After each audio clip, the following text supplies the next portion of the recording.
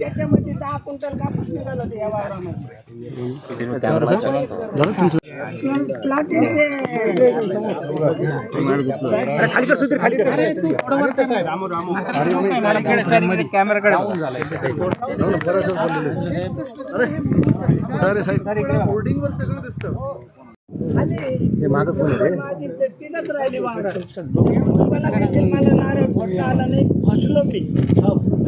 माझी सायकलवर आहे.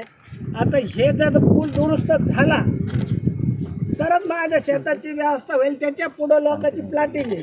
त्या प्लॅटिंगवाल्यानं रोड लेवल बरोबर भरती करेल आणि ह्या वावरातलं पाणी जात नाही. म्हणून माझी परिस्थिती दरवर्षी हीच आहे.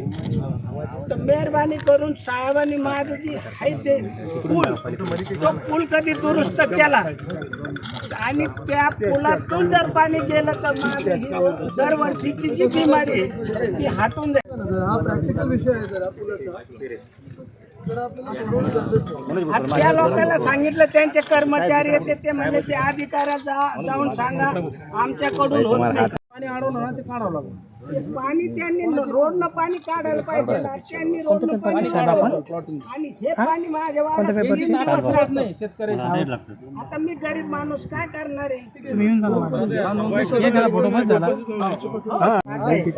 हे आंबड फाट्यावरून माझ्या शेतात मागून काढा ना फोटो राव. दरवेळेस माझी एवढी नुकसान होते आणि ते आंबड फाट्याला पूल झाला हे इथं समोर आहे आंबड फाट्या. अरे बाकीच्या इकडे पाणी तर करू द्या ना.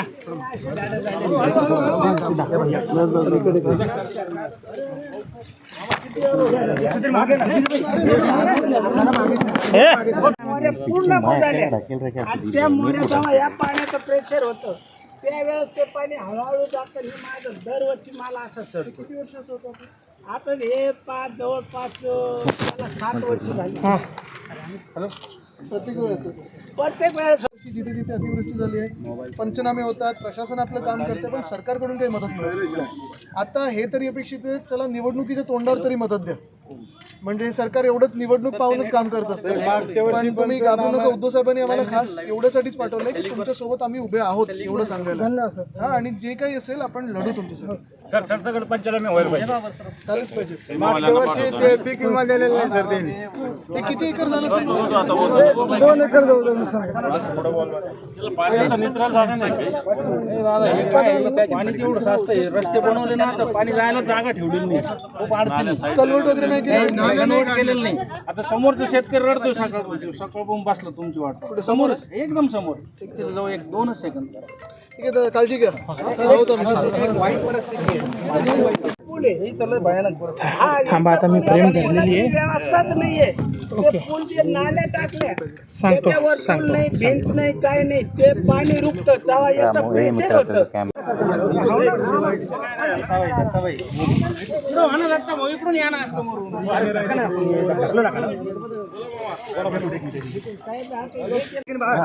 म्हणजे आपण पाहतो पहिली 2 शेतात आम्ही उतरलो, बांधावर आलेलो आहोत आणि खरोखर वाईट परिस्थिती आहे.